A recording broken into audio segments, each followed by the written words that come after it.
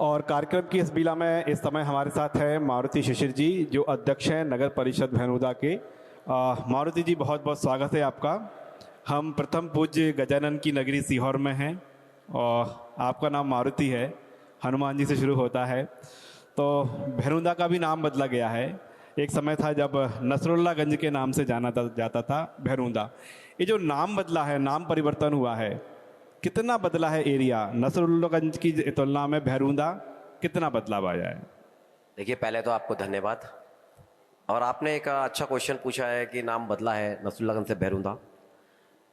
तो मेरे को गर्व हो रहा है कि भैरूदा आज से 776 वर्ष पुराना एक छोटी सा गांव है।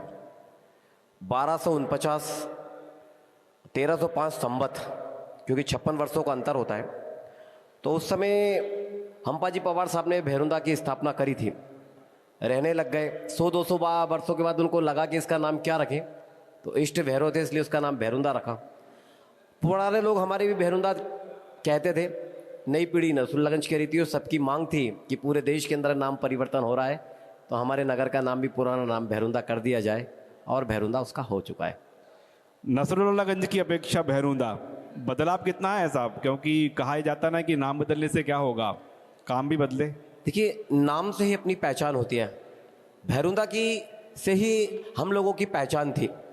और नाम से क्या होता है कि भैरूदा के नाम के साथ एक व्यक्ति के अंदर ऊर्जा का संचार होता है, सबसे बड़ा ये होता है। विकास के बारे में पूछना चाहेंगे। जो अभी आप नगर परिषद में विकास कर रहे हैं, तरह तरह का नए नए एक्सपेरिमेंट ला रहे हैं आप। जैसे अभी बस स्टैंड पे आपने बहुत सुंदर बस स्टैंड बना रहा है, जो मेरे ख्याल से कहीं भी छोटी सी नगर परिषद में कहीं ऐसा बस स्टैंड नहीं होगा। इसके बारे में बताइए। विकास प्रकृति का सतत चलता रहता है, और जो आता है वो विकास करता है। हमारी परिषद भी वहाँ पर विकास कर रही है, और जब बैठे तो ऐसा लगना चाहिए कि कुछ अलग होना चाहिए। तो हमारे मन के अंदर एक कल्पना थी कि जब बस स्टैंड है तो ऐसा हो कि नागरिक वहीं पर बैठे रहें, वहीं पर उनकी बसें आए, वहीं पर उनके खाने पीने की वस्तुएं कियोस्क हों, और वहीं पर बैठ के वो बसों का इंतज़ार करें। तो हमने वैसा बस स्टैंड बनाया है, पूरा डिजिटल उसके बोर्ड लगे हैं।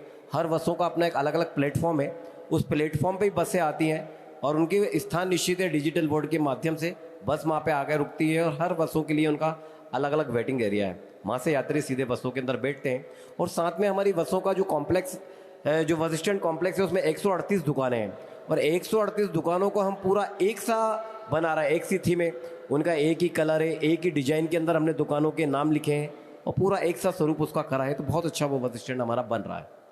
आपने बच्चों के लिए भी कुछ नई चीज़ करना है भैरूदा में? देखिए, स्कूल के विद्यार्थियों के बच्चों के लिए एक मन में टीस रहती है। कई बच्चे ऐसे होते हैं जो प्रतिभावान होते हैं, योग्य होते हैं, पर आर्थिक क्षमता के अभाव में वो अपनी पढ़ाई को नहीं कर पाते। मेरा सबसे ज़्यादा शौक है राजनीति से अलग हटके मैं बच्चों के भविष्य को लेकर उनके बीच में लगभग 20-22 वर्षों से जाता हूँ और बच्चों से चर्चा करता हूँ। कई बार बच्चे ऐसे होते हैं जो अपने पैसे के अभाव में नहीं पढ़ पाते, तो मन में ऐसी ललक थी कि हम उन बच्चों को पढ़ाएं। तो हमने, हमारी परिषद ने निर्णय लिया, और परिषद में एक निर्णय प्रस्ताव पास करके हमने उन बच्चों के लिए एक कोचिंग सेंटर के लिए पूरा एक लगभग 2000 स्क्वायर फीट का हम वो पूरा हॉल बना रहे हैं, और जन सहयोग से उन बच्चों को पूरी तरह की, हम चाहे कैसे भी कॉम्पिटिटिव एग्जाम की तैयारी होगी, हम उसको निःशुल्क नगर परिषद के माध्यम से कराएंगे। क्योंकि मेरा सोचना यह है कि नगर परिषद यानी नगर सरकार का स्वरूप होती है बच्चों को अच्छा नागरिक बनाना। सिर्फ नगर के अंदर विकास करना ही हमारा काम नहीं है, नगर के अंदर रह रहे विद्यार्थियों को अच्छी शिक्षा प्राप्त करना भी हमारा काम है, और समाज के अंदर रहकर अच्छे नागरिकों का निर्माण करना भी हमारा काम होता है। तो वही उद्देश्य को लेकर हम, बच्चों को उद्देश्य को लेकर हम वो कर रहे हैं। आपके पिता मोहनलाल शिशिर विधायक रहे हैं, विधायक पुत्र छात्र जीवन से अब राजनीति से जुड़ गए, लेकिन सुनने में आया है पर्यावरण को लेकर आपने अच्छा काम किया है, स्वच्छता को लेकर अच्छा काम किया है। आप क्या इसे राजनीति का ही हिस्सा मानते हैं, या फिर ये अलग ही कुछ सोच है आपकी? आपने पूज्य पिताजी का नाम लिया है, तो मैं बताऊंगा कि भी मेरे नहीं बल्कि पूरे क्षेत्र के कैसे आदर्श व्यक्तित्व हैं कि जिनकी चर्चा आज भी पूरे क्षेत्र में नहीं, पूरे प्रदेश में की जाती है। उन्होंने संस्कार सिखाए हैं और कर्म की परिभाषा सिखाई है। उन्होंने सिखाया है, उन्हीं के सिद्धांतों में चलता हूँ कि हर व्यक्ति के जीवन में एक ना कोई सिद्धांत होता है। उन्होंने सिखाया है कि कर्म को अपना भाग्य बनाओ, श्रमनिष्ठा कल्याणी हो, संस्कारों को पूजो अपने, अतिथि शम भवानी हो। तो उनके सिद्धांतों पर चल के मैं अपने जीवन पथ पे चलता हूँ। और पूज्य पिताजी भी कवि थे और मैं भी एक साहित्यकार हूँ। लगभग मेरी कई रचना है और प्रदेश के कई साहित्यकार मंचों पर मैं गया हूँ। आपने रचना की बात छोड़ दी है, साहित्य की बात छोड़ दी है। दर्शकों के लिए हम जानना चाहेंगे, कुछ अपनी रचनाओं के बारे में बताएं। कौन सी रचना है, किस रचना तरह है तो की बहुत है? सी है, पर व्यक्ति अपने जीवन में जो चाहे वो कर सकता है। मालवा की माटी के कवि को, मोहन सोनी जी को एक बार मैं मंच पे सुन रहा था, वो किसी बड़े कवि की कविता थी। उन्होंने कहा था कि उठाओ कुड़ाड़ी चलो मेरे साथ, पहाड़ों से मिलकर करे दो दो हाथ। इसका अर्थ होता है कि व्यक्ति अगर जब अपने जीवन में जो करना चाहे, कितना ही कठिन काम क्यों भी हो और कितना ही संघर्षशील काम क्यों ना हो, वो व्यक्ति अपने जीवन का काम वो कर सकता है। तो जीवन कविता एक ऐसा माध्यम होती है, समाज को जगाने का काम करती है, तो वो कर सकती है। मेरी बहुत सी कविता है, अगर मैं कुछ सुनाना चाहूँगा तो आपका समय कम पड़ेगा। दर्शकों की डिमांड है, कुछ तो सुना दीजिए। एक मैंने लगभग 23-24 वर्ष पहले कविता लिखी थी कि लोग हमें तो ये बात करते थे कि जब देश की आज़ादी हुई थी तो देश के 2 टुकड़े करके हुई थी, कि अगर वो देश के 2 टुकड़े करके ना होते और थोड़ा संघर्ष हम करते और पूरा भारत एक अखंड भारत की परिकल्पना करते तो शायद वो अच्छा होता। कि अगर हिंदुस्तान मेरा आज अखंड होता, बांग्लादेश से पाक, भूटान, बर्मा होता और भारत के नक्शे में पूरा पाकिस्तान होता, अगर हिंदुस्तान मेरा आज अखंड होता। कि कलकल करती, झलझल करती गंगा की झनकार होती। गंगा जो है आदि हमारी बांग्लादेश में चली गई है। कलकल करती, झलझल करती गंगा की झनकार होती और हिंदू धर्म की पूजनी गंगा आज मेरी पूरी होती। और गंगा जल के पानी से भी, पाकिस्तान के अंदर, कि गंगा जल के पानी से भी भोले का अभिषेक होता, अगर हिंदुस्तान मेरा आज अखंड होता, अगर हिंदुस्तान मेरा आज अखंड होता। जोरदार तालियां बजती हैं। बहुत लंबी कल्पना है वो, कि अगर हमारा देश अखंड होता तो सब कुछ हम एक होते और बहुत कुछ होता। चलिए लौटते हैं वापस भैरूंदा में। भविष्य का भैरूंदा, जी, लोगों को उम्मीद तो काफ़ी ज़्यादा है। आप अगले 2026, 2028 कैसा नज़र आएगा भैरूंदा? भैरूंदा के लोगों को क्या मिलेगा? माननीय हमारे जननायक, हम सबके नेता आदरणीय शिवराज भैया के आशीर्वाद से हमारी पूरी बुधनी विधानसभा की चारों नगरीय निकायों का स्वरूप पूरा बदलाया है। मैं एक बार आपकी टीम से भी निवेदन करूंगा कि आप आए, हमारे नगरीय निकायों को एक बार आप आके भ्रमण करें। चारों नगरीय निकायों के अंदर बहुत अच्छा काम हुआ है और मैं विशेषकर आपको कहता हूं कि एक बार आप भैरूंदा आएँ। हमने भविष्य का निर्धारण करके उस भैरूंदा की तस्वीर को बदला है। भैरूंदा एक ऐसा छोटी सी नगर परिषद है, पर उस नगर परिषद को हमने सुरक्षा की दृष्टि से, जो आम नागरिक के लिए सबसे सुरक्षा होता है, CCTV सर्विलांस और कमांड सेंटर हमने बनाया है, जिसके नगर का 80% एरिया हमने पूरा CCTV से कवर्ड किया है। और साथ में हम उसका पूरा ट्रैफिक कंट्रोल करने के लिए हम पूरा उसका साउंड सिस्टम लगाने जा रहे हैं कि एक रूम से बैठकर हम पूरे नगर को कंट्रोल कर सकते हैं। सुरक्षा की दृष्टि से और ट्रैफिक कंट्रोल करने के लिए जो अत्याधुनिक तरीका है कि हम एक ही जगह से बैठकर पूरे नगर को कंट्रोल कर सकते हैं, वो हमने कर चुके हैं। सिर्फ साउंड सिस्टम उसमें लगना है और उसका शीघ्र शुभारंभ करने जा रहे हैं। और उसका हमको रिजल्ट में मिला है कि नगर में लगभग 5-6 चोरियां, वारदातें अभी तक हमने ट्रेस करी हैं, हमारे पुलिस प्रशासन ने उसको ट्रेस करी है। दूसरा ये है कि हर नगर के अंदर एक जल समस्या होती है। हमारे नगर भैरूंदा के अंदर जल समस्या नहीं है। अभी भी मैं गर्व के साथ कह सकता हूँ कि भैरूंदा एक ऐसा नगर है जहाँ जनता को पर्याप्त पानी मिलता है।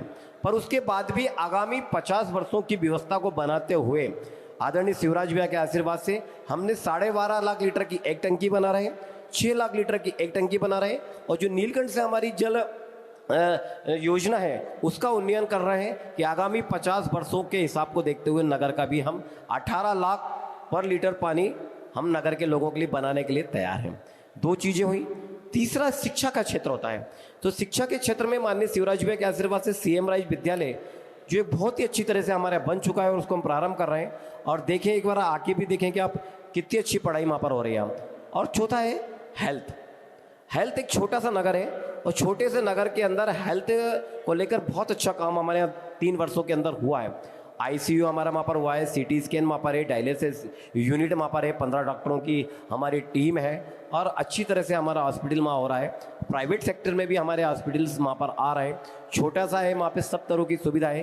क्रिकेट का इतना शानदार स्टेडियम बना है कि मैं चाहूँगा कि एक बार आकर वहाँ भ्रमण करें। पिछले वर्ष भी आदरणीय शिवराज भैया के जन्मदिन पे हमने उसका ओपनिंग करा है कि बहुत अच्छा क्रिकेट का स्टेडियम है और पूरा खेल परिसर है। और गर्व की बात है कि हमारे नसरुल्लागंज के अंदर लगभग 70 से 80 बच्चे ऐसे हैं जो नेशनल उनको गोल्ड मेडल प्राप्त हुए हैं और 3 विद्यार्थी ऐसे हैं जो अंतर्राष्ट्रीय स्तर पे हमारे गए हैं खो खो के अंदर।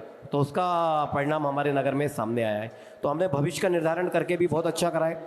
एक शॉपिंग कॉम्प्लेक्स हम वहाँ पर अत्याधुनिक 3 मंजिला शॉपिंग कॉम्प्लेक्स वहाँ पे बना रहे हैं। बच्चों के लिए फ्री कोचिंग्स बना रहे हैं। हाट बाजार बहुत अच्छी तरह से अत्याधुनिक तरीके से बन रहा है। जो रोड पे हमारे फल फ्रूट और सब्जी विक्रेता भाई बैठते हैं उनके लिए बहुत अच्छी तरह से बनाया है। बस स्टैंड तो एक हमारे नगर की शान रहेगा ही रहेगा। बहुत अच्छी तरह से उसको डेवलप हमने किया है। स्वच्छता के लिए क्या कदम उठाने जा रही है आप? देखिए, स्वच्छता का जब हम 2022 में नसरुल्लागंज नगर परिषद को 363वां स्थान मिला था और उसके बाद 1 साल के अंदर हमने उसको मेहनत करी, तो जो पश्चिमी जोन है देश का, जिसमें महाराष्ट्र है, छत्तीसगढ़ है, राजस्थान है, मध्य प्रदेश है, गुजरात है, उसके अंदर हमने 6वां स्थान लेकर आए।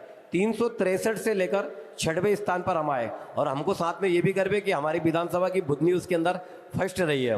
बुधनी फर्स्ट थी और हम लोग 6वें स्थान पे थे, पर 363 से उसको फर्स्ट पे लाना एक कठिन काम था, हमने करा। कई बार अच्छे काम करने के लिए थोड़ा संघर्ष भी करना पड़ता है और कड़कता से निर्णय लेना पड़ता है। हमने कड़कता से निर्णय लिया, जनता को जाके भी समझाया, क्योंकि मैं ब्रांड एम्बेसडर स्वयं था। जनता को जाके समझाया, जनता को समझ में आया। फिर हमने एक बच्चों की टीम बनाई और बच्चों की टीम में जाके गुलाब के फूल, जो लोग डेली कचरे देते थे, उनसे जाके दिलवाए कि अंकल आप कल कचरा ना फेंके अपनी दुकान के सामने, आपके सामने टीपर आ रही है उसमें कचरा दे। सुधार हुआ, कई चालान भी बनाने पड़े, जुर्माना भी लगाना पड़ा। और नगर पालिका ऐसी चीज़ है जहाँ पे बुराई जरूर मिलती है और जब तक आपके काम से आपका विरोध निकल के नहीं आता तब तक कभी भी ऐसा नहीं लगता कि आपने काम करा है। अगर अच्छा काम करना है तो आपको विरोध झेलना पड़ता है। हम उस विरोध से नहीं जले और उसका परिणाम था कि हम अच्छे अंकों पर आए, टॉप 10 के अंदर आए। तो नसरुल्लागंज का नाम ही नहीं बदला बल्कि भैरूदा भी बदला है और बदल रहा है। और जाहिर तौर पर है, जब काम नहीं होगा तो बुराई भी होगी, लेकिन जब काम होगा तो फिर तालियां भी बजेंगी। बहुत बहुत शुक्रिया हमसे चर्चा करने के लिए मारुति शिशिर जी। मैं एक कविता की चंद लाइनों के साथ, श्रद्धेय पापा जी की एक कविता है, उसके साथ आपका समय खत्म करूंगा कि राजनीतिक जीवन में व्यक्ति को बहुत संघर्षों के साथ काम करना पड़ता है। कई तरह की दिक्कतें होती हैं, उसमें काम करना पड़ता है, पर मन में विचार होते हैं तब ये पंक्तियां एक ताकत देती है कि जनता की सेवा के लिए आप सब कुछ कर सकते हो। नगर पालिका में एक ऐसा होता है कि आप जनता की सेवा कर सकते हैं। तो वे लाइन है कि मैं विध्वंसी आज ध्वंस का नाद गुजारने आया हूँ, कि मैं विध्वंसी आज ध्वंस का नाद गुजारने आया हूँ और इस भूतल से दानवता का नाम मिटाने आया हूँ, कि इस भूतल से दानवता का नाम मिटाने आया हूँ। अरे रोकर नहीं होते कोई युग परिवर्तन, अरे रोकर नहीं होते कोई युग परिवर्तन, करना होगा अत्याचार और पाप का मर्दन। धन्य तुम्हारी तभी जवानी, कि धन्य तुम्हारी तभी जवानी, धन्य तुम्हारा जीवन होगा, कि शोषित पीड़ित मानवों का जीवन जब जीवन होगा, शोषित पीड़ित मानवों का जीवन जब जीवन होगा। उन व्यक्तियों की अगर आपने सेवा कर ली तो राजनीति करना आपका तभी चरितार्थ होता है। धन्यवाद आपको। बड़े नए विचार हैं आपके, बहुत बहुत शुक्रिया हमसे चर्चा करने के लिए।